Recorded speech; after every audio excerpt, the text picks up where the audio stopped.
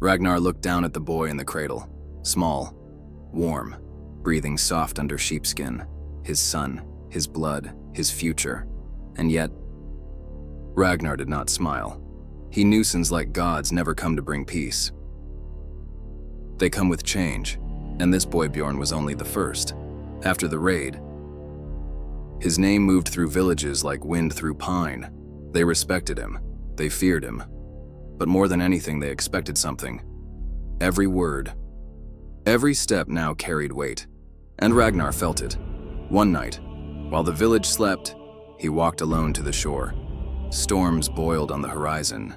The sea breathed like something alive. Floki found him there. You don't drink.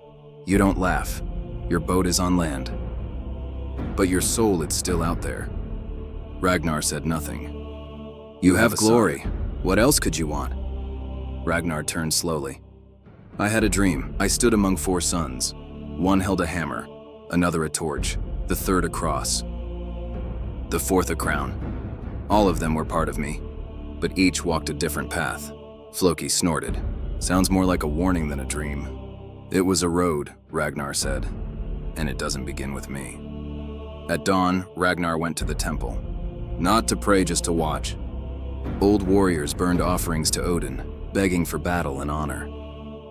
But Ragnar's mind drifted far, to a world where battles are not for gold, but for ideas, for belief, for change.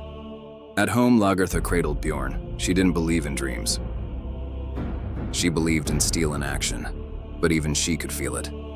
Ragnar was changing, quieter, deeper, more dangerous. What do you see?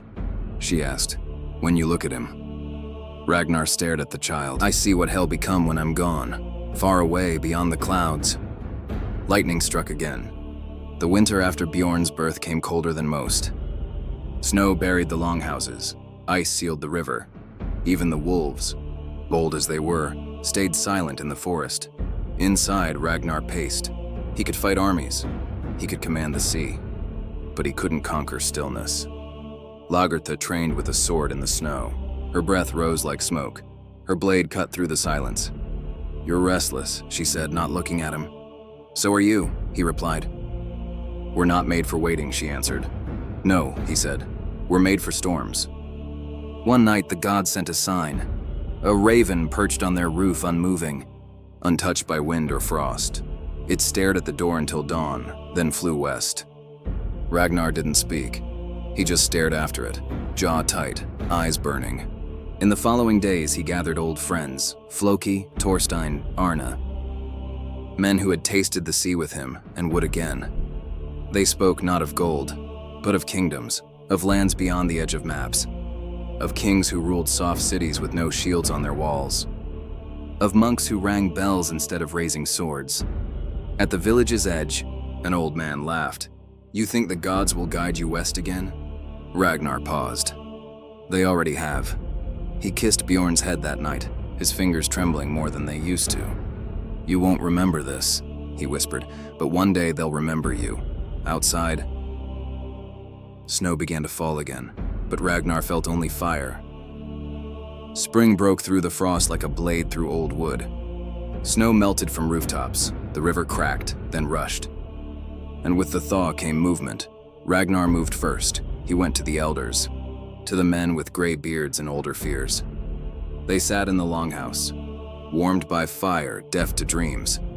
I want to sail west again, Ragnar said. One of them laughed. The west is myth, fog and drowning. Another grunted. You risk lives for shadows. Ragnar stood silent, then laid a necklace on the table, gold, foreign, unmistakably real. Silence shifted. Give me one boat, Ragnar said, no more. Outside, Floki waited, eyes wild as ever. Did they say yes? They said nothing. Ragnar replied. Then it's already done, Floki grinned. Preparation began that same night. New sails were cut, axes sharpened. Arrows bound in bundles like bundles of hope. Even those who feared still helped. Fear makes hands move, even when mouths protest. The boat took shape again, the old dragon rising with a new spine. Its eyes were painted wider, sharper, like it had seen something last time and remembered. Lagertha watched in silence. She didn't stop him. She never would. But she trained harder now, longer, faster. Their son would have no weak blood. One evening, Ragnar sat with Bjorn beside the fire. The boy's eyes followed sparks into the dark.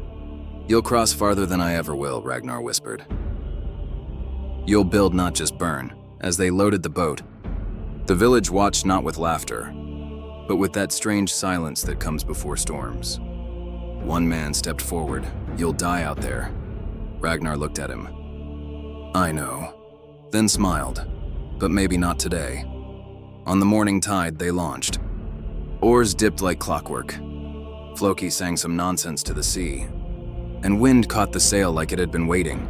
They didn't look back. The coast fell behind like memory. Days passed, then fog, then silence. The sea grew quiet, too quiet, until a shape emerged on the horizon. Land green, untouched, a cross stood atop a hill, and bells rang where no axes had ever fallen. Ragnar stood, not smiling. "Not yet," he simply said. "Let's go say hello." The hill was quiet, no guards, no walls, just bells, and robed men who didn't run. As Ragnar's boots touched foreign soil, he felt it. Not victory, not fear, but something colder, stillness wrapped in faith. Floki looked around, confused. "Where are the spears, the warriors, the fire?" "There are none," Ragnar said, "only watchers." Monks lined the courtyard. Some prayed, others trembled. None spoke. One stepped forward, hands raised unarmed. He said something, a soft string of words no Viking understood. But the tone was clear. Mercy. The others wanted gold. They wanted fire. But Ragnar stopped them. "Take nothing yet," he said. "First listen." They searched the halls, stone floors, wooden pews. Walls filled with paintings of men nailed to wood, eyes looking up, always up. Torstein held up a jeweled goblet. "Do they not guard these?" "They guard them with belief," Ragnar said. He entered the main hall. The ceiling arched like a ship flipped upside down. Candlelight danced across the walls. In the center, a book, huge, bound in leather, written in a language that moved like rivers smooth, winding, ancient. Ragnar didn't open it. He just stood there, listening. Outside, Floki frowned. "They worship silence. It's disturbing. It's discipline," said Ragnar. "Imagine a place where no one shouts, no one fights." Floki laughed. "So death." Ragnar smirked. "No, a different kind of war." Later that night, they camped outside the monastery walls. Torches burned low. The sea was quiet again. Ragnar sat alone, sharpening a blade that was already sharp. One of the monks had been taken prisoner, young, pale, shaking. He sat across from Ragnar, tied but untouched. "You're not afraid?" Ragnar asked. The monk replied softly, "I am." "Then why are you here?" "I serve God." Ragnar nodded slowly. "Then tell me what your God says about men like me." The monk met his eyes. "He says you are lost." Ragnar stared. "Good," he said. "I've always been better at finding things." By dawn, the ship was heavy with silver, books, cups, robes embroidered with gold. But Ragnar took only one thing for himself, the prisoner, the monk. As they pushed from shore, the monastery faded behind them. The bells rang once more, not an alarm, almost in mourning. Ragnar stood at the bow, the wind tugging at his cloak. He didn't look at the treasure. He looked west, beyond even this land. Because he knew this was not the end, this was the door. They sailed home beneath a sky split in half. One side gold, the other storm. The wind shifted often, as if the gods couldn't decide whether to bless or break them. But the ship moved forward, always forward. The monk sat at the center of the deck, tied but unbothered. He watched everything, the crew, the waves, the silence between orders. Ragnar sat beside him, offering dried fish. The monk hesitated, then took it. "I never knew pagans could be kind," he said. "I never knew priests could bleed." Ragnar answered. They both smiled. When the coastline came into view, the crew roared. They had lived. They had conquered. They had returned, but the village had changed. Smoke rose from the edge of the forest. Children ran, not toward them away. Ragnar leapt from the boat before it touched land. Floki followed, axe drawn. At the hall, Lagertha waited sword in hand. They came 2 days ago, she said. Mercenaries, paid by a rival earl. They took food, burned fields. Tried to take more. Ragnar's eyes darkened. Where are they now? Gone, for now. That night there was no feast, no songs, only silence, and the sound of wood being repaired by tired hands. The monk walked the village, noting the faces, some angry, some fearful. Why do they follow you? He asked Ragnar. They don't, Ragnar replied. They follow what I make them believe, and what is that? Ragnar looked at the flames. That we are not done. In the days that followed, he rebuilt the hall, the fences, the trust. He spoke less, worked more. Lagertha watched him closely. There was something heavier in him now. Not grief, not rage, purpose. One morning, a messenger arrived, a scroll sealed with wax carried in a trembling hand. Ragnar opened it, a summons. The king had heard of the raid, of the land, of the monk. And now he wanted to see the man who dared go west without his blessing. Ragnar didn't flinch. He handed the scroll to Lagertha. "Ill go," he said. "Alone. You won't come back the same," she said.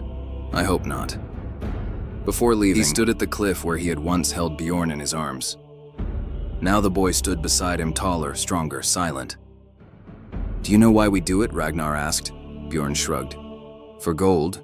For names?" Ragnar said. "To carve them into time." And as he rode into the trees, toward the king's court, toward the judgment that would shape his fate, the wind rose behind him, carrying not fear, but fire. The road to the king's court took 4 days. Ragnar rode alone, no guards, no banners, just him and the silence between trees. At night, he didn't sleep. He sharpened his thoughts like he would a blade in small, steady motions. By the time the city walls appeared, he wasn't tired. He was ready. The gates opened slower than memory. He passed merchants, beggars, nobles, all unaware of the storm on horseback. The guards recognized him, but said nothing. The king's hall loomed ahead, carved from old stone, wrapped in legend and shadow. He tied his horse, walked up the steps, and didn't look back. Inside gold, smoke, meat, a throne that sat too high, and a crown too heavy for the man beneath it. The king watched him enter. "You came," he said. "I said I would," Ragnar replied. The king motioned for him to approach. Around them, jarls sat in half-circle. Hunters, rivals, snakes in brocade. "You disobeyed me," the king said. "You went west without my blessing." "I brought proof," Ragnar said. He dropped the monk's book on the table. The gilded cover hit the wood like thunder. A ripple passed through the court. "And this monk?" one of the jarls asked. "He lives. He speaks our tongue now," Ragnar said. "He prays to a god who forgives, but he remembers everything." The king rose. "What is it you want, Ragnar Lothbrok?" Ragnar didn't hesitate. "Freedom, to sail, to explore, to build something more than raids." A pause. A cough in the corner. Someone scoffed. "You think you're a king?" another jarl asked. "No," said Ragnar. "I think him something worse." The king considered him for a long time. "Then you will sail again. But not as a rogue." A servant brought forth a token, a silver ring, carved with wolves. "You sail as my man. You bring back gold, land, men, and I give you legitimacy. But remember, you owe me." Ragnar stared at the ring, then took it. "I don't forget debts," he said. "I just decide when to pay them." He rode back through rain. The sky wept. The earth turned to mud, but Ragnar felt lighter, not free, not yet, but in motion. Back in the village, they saw the ring before they saw him. Floki whistled. "So now we're royal?" "No," said Ragnar. "Now we're watched." Lagertha looked at the band on his finger. "Will you wear it in battle?" "I might." She smiled faintly, then hit harder with that hand. The monk stayed near Bjorn now. He taught him words Latin, Greek. Ragnar didn't stop him. Why let him? Floki asked. You hate their gods? I don't fear knowledge, Ragnar replied. I fear chains. Books don't bind him. They sharpen him. That night, the village feasted again. Small, honest, earned. Ragnar sat alone for a while. He stared into the fire, the silver ring glowing in its reflection. And for a moment, he saw not flame, but waves, not gold, but green hills rising beyond the mist. And behind them something else, a voice, not divine, not prophetic, just his own, saying, not yet, but soon. The days that followed were quiet, no sails, no steel. Just the sound of rebuilding, fences repaired, boats retarred. The village moved like muscle healing after a wound. And Ragnar, he didn't lead. He worked, he carried stones, repaired his roof. Taught Bjorn to grip a knife, not for killing, for shaping wood. The monk Athelstan, as he now said, his name became a shadow in the village. He watched, he learned, and slowly people stopped fearing him. He helped tend wounds. He translated, he listened. Once, he sat beside Lagertha and handed her a wrapped herb. For burns, he said. She didn't thank him, but she took it. One morning, Ragnar stood by the shore staring at nothing. Floki joined him. You haven't touched your boat in a week, he said. It doesn't need me. Ragnar answered. You mean you don't need it? Ragnar didn't reply. Floki tilted his head. Or maybe it doesn't need you. That night, the villagers gathered around a fire, no feast, no song. Just warmth. Old stories were told, names of ancestors, victories, monsters in the woods. When Ragnar was asked to speak, he said, We remember the ones who left, but we live with the ones who stayed. The fire cracked as if in answer. Later in the quiet, Lagertha sat sharpening her blade. Ragnar watched her. You don't ask where I'm going anymore, he said. I already know, she replied. Where? Anywhere you're not, she said. Because you never stay. He nodded, no argument. He walked to Bjorn's bed. The boy was asleep, hands open, dreaming of something endless. Ragnar whispered, There are men who plant. And men who burn. I keep thinking I can be both, but I only know fire. The next day, the king's men arrived, not with threats, with orders. The ship was to sail again within 10 days. A royal decree stamped. Sealed, undeniable. Ragnar said nothing. He just stared at the wax until it cracked. Later that week, while sharpening a spear, Lagertha spoke first. You want me to stay behind again. You're the strongest here. Ragnar said, They need you, do you? He hesitated. She nodded. Then I'll stay. When he told Floki, the man clapped once hard. So, same madness, new leash. No leash, said Ragnar. Just a line I'll choose when to cut. And the monk? He comes with us, Floki blinked. To fight? No. To see. To spy? Maybe. The last night before departure, the village slept uneasily. Ragnar sat outside near the ship, staring up at the stars. Athelstan joined him. You could stay, he said. So could you, Ragnar answered. Why don't we? Ragnar shrugged. Because the ones who stay, they live in someone else's story. Athelstan considered that. Maybe that's not a bad thing, Ragnar smiled. It is when you want to write your own. 10 days passed like wind over deep water. Fast above, slow beneath. The ship stood ready, axes packed, nets folded. And the monk Athelstan stood among warriors out of place.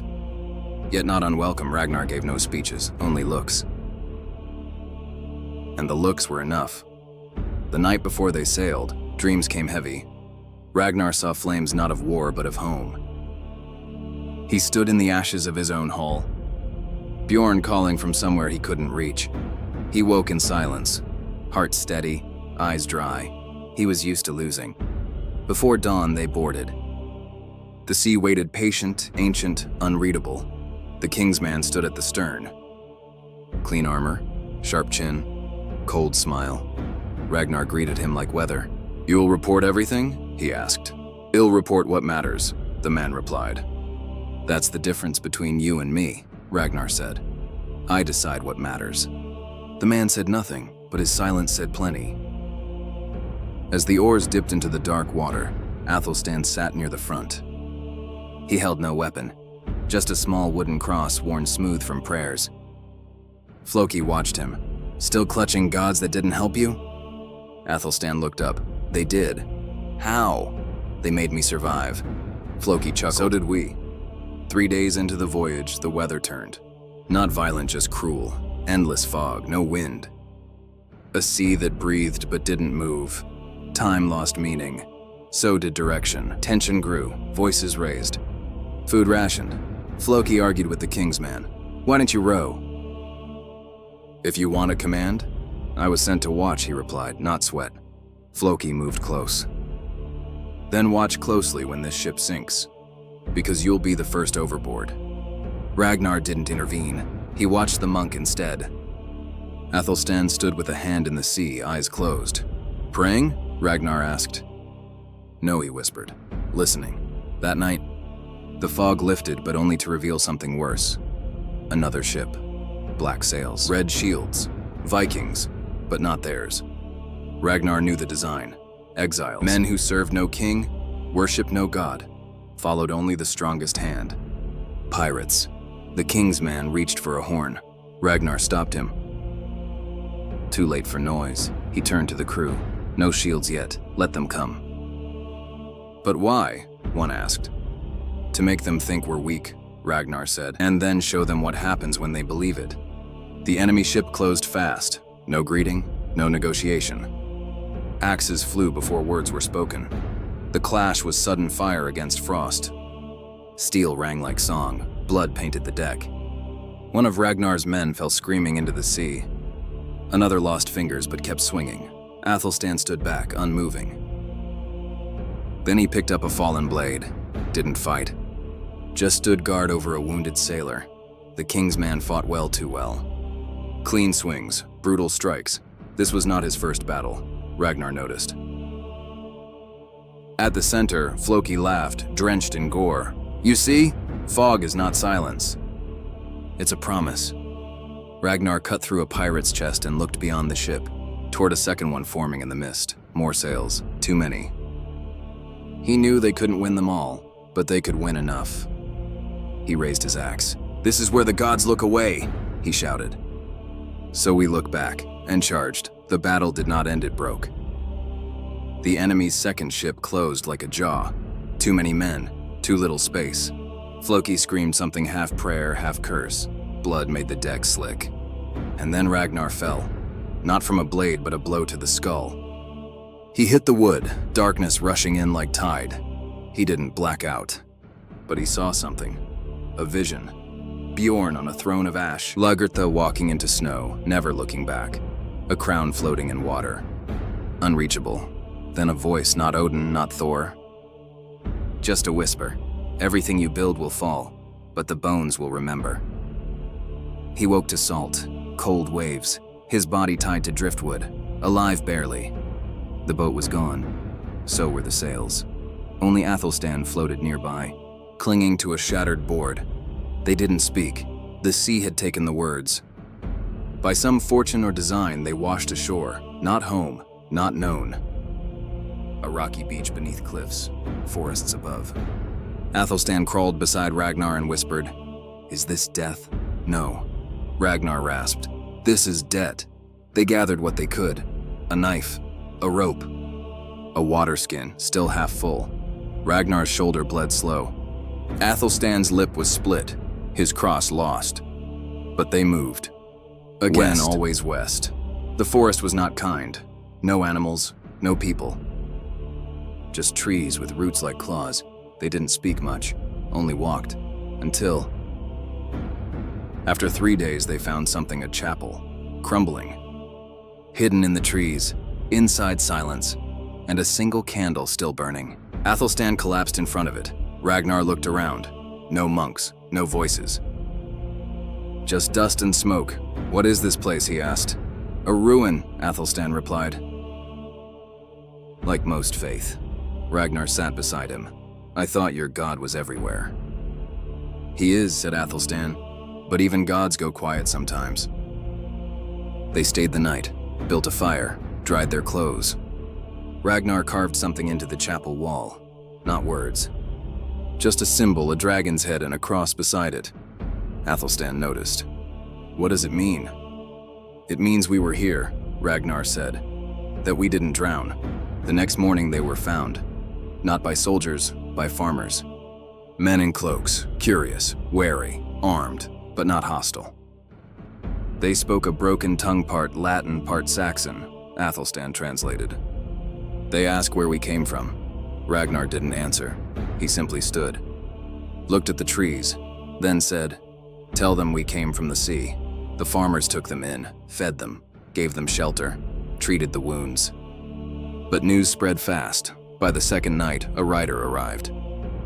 Not a priest, not a soldier, a woman, dark hair, rough cloak, a scar along her jaw. She stared at Ragnar like she already knew him. "You're not from here," she said. "No one is," he replied. She nodded. "There's a king inland. Hell want to meet you." Ragnar looked at Athelstan. Athelstan looked at the fire. "Another king," Ragnar said. "But this time," he smiled. That night he sat alone. He didn't pray, he didn't speak. He took out a stone smooth oval and began to carve. He didn't know what it would become. A face, a helm, a tooth. But it didn't matter. The hands moved. The heart followed.